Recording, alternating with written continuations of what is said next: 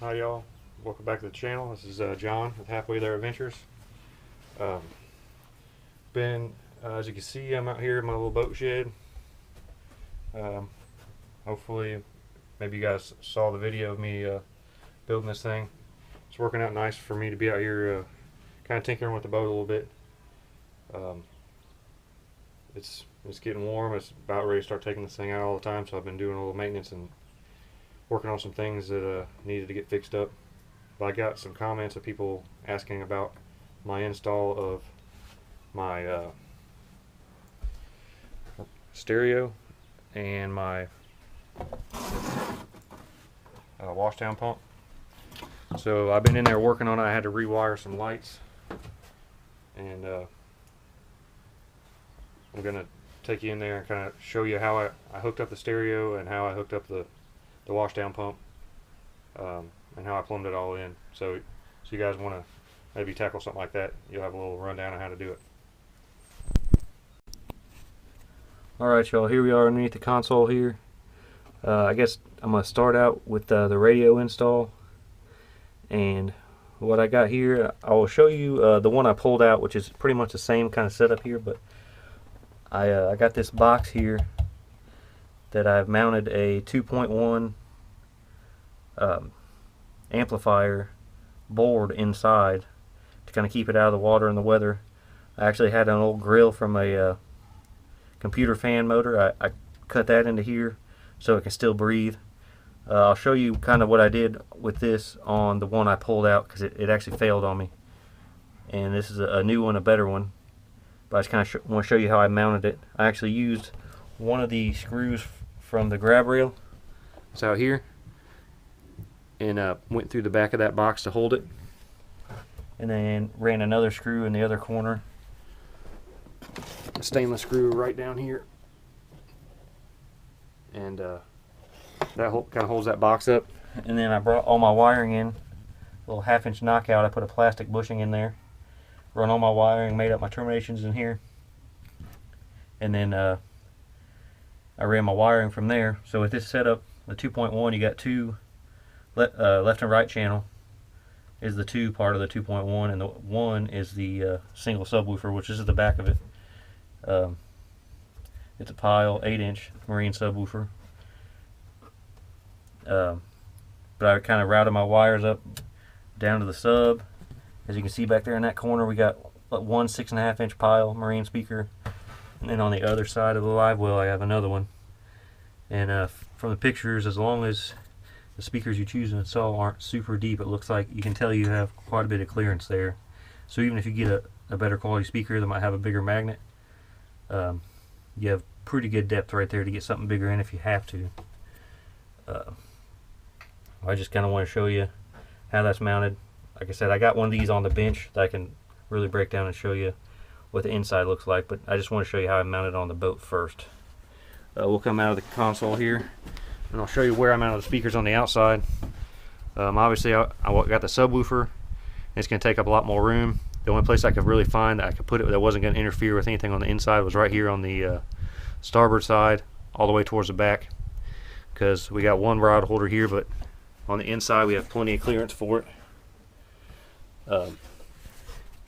And on the other side, obviously, we have these rod holders, so you wouldn't have the depth to be able to get that subwoofer to come back in there. So I want to be able to still retain the use of these. But as you can see, right underneath these grab handles, that's where the 6.5-inch main speakers mount. And it works out pretty good. You can see right here, I don't know, there is a little tiny gap across the top of these, obviously because this console is not exactly, square. It's kind of molded a little round, but other than that, it works out pretty good. One more thing I wanted to mention on the stereo install in terms of how I mounted on the boat is actually this amplifier chip here. It runs from either 12. My old one was from 12 to 24 volt, but this new one is actually 12. It could run all the way up to 36 volt, which I don't have a 36 volt source on here, but I do have a 24 volt source for my trolling motor batteries up front, which I'll go show you in a second. But I routed the wires down through the chase in the middle like you would run wiring for your fish finder or anything else like that. I brought it up first to this new switch bank I added, because I also added cabin lights like this all the way around, and the washdown pump.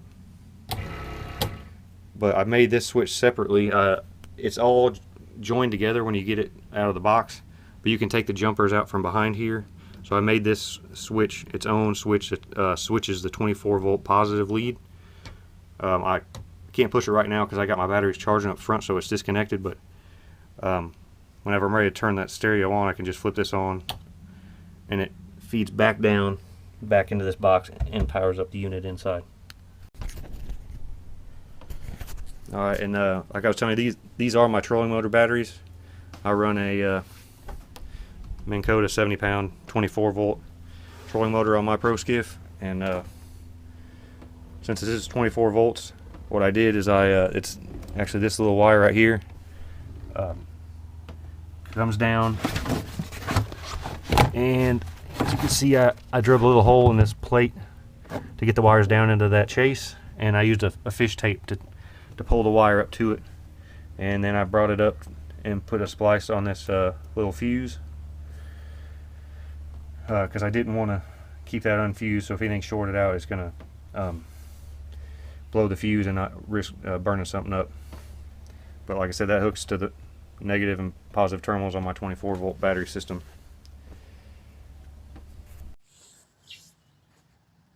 Alright, y'all, told you guys I would show you my old amplifier and how I had it set up, because it's kind of easier to see than that one that's mounted up underneath the console. So I just got this one sitting out on the deck of the boat. This is what I had in here, and it did fail on me. I'm still going to do some testing on it. I don't know if it's just the Bluetooth part of it that's not connecting to my phone. Maybe the amplifier still works, because there is actually an auxiliary port that I can plug into. It just kind of went where it wasn't picking up very good signal for my phone, and it was getting kind of scratchy, so that's why I replaced it. And I don't know for sure if it was because I had it in this box, and obviously being on the boat I wanted to keep it enclosed out of the weather, but I don't know if maybe it was too sealed up to where it couldn't breathe enough and maybe got too hot. But I took this, waterproof box and mounted it in here to keep water from splashing up on it and shorten it out. But that's why on the new one, on the lid part, I actually cut a grill in here where it can breathe a little more. Hopefully that will help me with the longevity of making it work. But as you can see, I bought the amplifier chip and I found a box it would fit in. I measured out and made some marks of where the knobs could fit through this front part, and drilled it out. And they all come with little nuts to screw the knobs on. That kind of holds it secure in place. And I just kind of mounted it inside this box. And as you can see, we got our hookups here. You got your DC in, which this particular board was 12 to 24 volts DC. Let's get the focus here. There we go.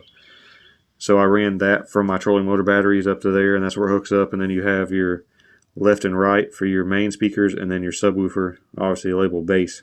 So it's pretty simple to hook up. Just a matter of running, your wires to each speaker and then your wire to whatever battery source. And you could run it off a 12 volt battery, I'm sure, but you're not going to get quite the output out of it as you would if you go to the upper end of the voltage that you can apply to it. So just a 12 volt, it probably would work and it would still sound pretty good, but you're going to get more power out of a 24 or a 36 volt system. But like I said, this is the box, and like I told you on the other one, there's my hole I cut in the side, and I had that plastic bushing in there to run all my wires through and kind of hold them in place. And you can see my mounting holes right there, and there's one down here in this corner. That's how I screwed it up on the inside of the console and mounted everything. So I just want to give you a little closer view of what the amplifier chip looked like. I'll try to even put a link in the description of this one and the one I bought currently. This one, like I said, is 50 times 2 for the mains and then 100 for the sub. But my new one is 220 for the mains and 350 for the sub. And a couple of times I've been using it so far since I've had it installed, man, it sounds really good, and I'm super pleased with it. So hopefully if you guys decide to tackle this project and put a radio on your boat like this, it works out good for you. Alright y'all, we looked at the radio. Now let's take a look at this washdown pump. Since we've been working here under the console, I'll kind of run you through that.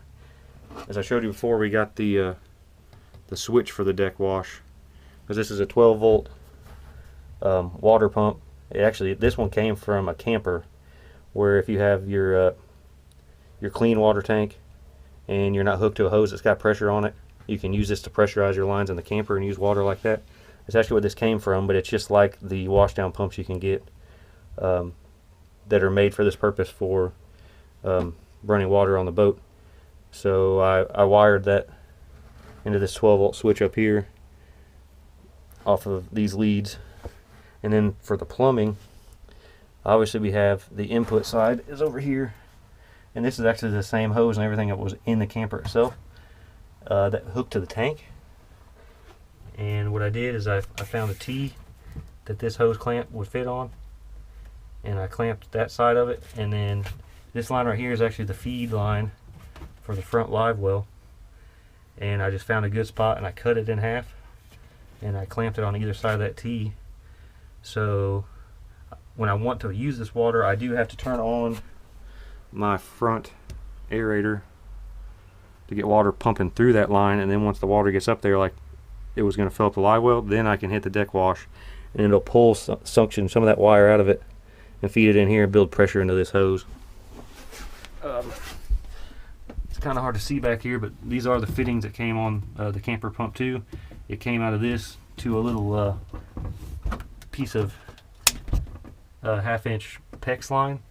So I just took some fittings I had in the barn and crimped on a little 90, and then an adapter from 1/2 to 3/4, and then a 3/4 inch male adapter fits the end of a garden hose perfect. So I just screwed the end of this flexible hose onto that, and then I routed it up and outside here. This is actually a 50-foot hose. It's kind of long and bulky, so I keep it in this little bin, because once it starts getting pressurized, it tries to coil up in here and make a mess. So this kind of keeps it corralled. And then I take the other end of the hose, and you can see I ran it up. I'll show you on the outside. It fits really good in this little side holder on the console. I just drilled me a unibit hole right there and routed this up through it, and I just keep a little bit of this coiled up in here. And obviously my good bug spray, because you know summertime these bugs about to be getting bad, and I can pull extra length out of it when I need to get out here and spray. And then when I'm done using it, I tuck the rest of it back in here. But I've only had one time that I guess there was an air lock in this line, which is a common problem on these boats, where the front live well won't fill up. But usually as long as I'm moving and hit that front aerator to manual, usually it'll pick up water and can fill up the live well. But if I'm not using the live well, there's a valve right here. So if I'm just using the washdown and I'm not using this as a live well that day, you can close this all the way down so all the water gets diverted into the washdown pump. So I think I have some footage of me using the washdown pump on the computer. I'll put that on there to show you how good it works. It's really nice if you're at the beach, you know, hanging out with your buddies, and climbing on off the boat gets a bunch of sand in here, or you catch a fish, get him in the gills, it's bleeding or whatever, you're bleeding fish out, and it gets on the deck. You can really just wash that stuff down here into the bilge and then let the bilge pump take it out. So I hope that helps you out on installing a washdown pump if that's something you would like to do. I also did run two little short stainless screws down into the deck right here and put some sealant on the threads as I was screwing them in. I don't know how thick this is under here, but I just tried to stay as short as I could, but let it still grab so that way this was not bouncing around as we're hitting waves and stuff. But like I said, hopefully that helps you guys if you want to install one of those on your boat. Alright y'all, well, I hope you enjoyed that video. You know, I just try to get a rundown on a couple of the little upgrades I made to the old Mako Pro Skiff. which I mean, it'll work on, you know, any boat, but definitely good for the budget-friendly skiff market. You know, just to give yourself a good sound system, get yourself a nice washdown pump, so you can keep your deck clean when you're fishing or just hang out at sandbar or whatever you're doing. So hope y'all enjoyed it. Thanks for tuning in. If you don't mind, just please hit a subscribe for me, maybe a like. Let me know that you're enjoying the content, and hopefully we'll have some cool fishing, maybe even snorkeling content soon. I just ordered a underwater metal detector, which I thought might be kind of fun, just to do some snorkeling, diving down, see if we can find some lost treasures that people have lost at some of the, you know, popular hangout spots around here. So maybe we'll give that a try here soon. But thanks for tuning in the channel, and hope to see you again soon after their adventures. Peace.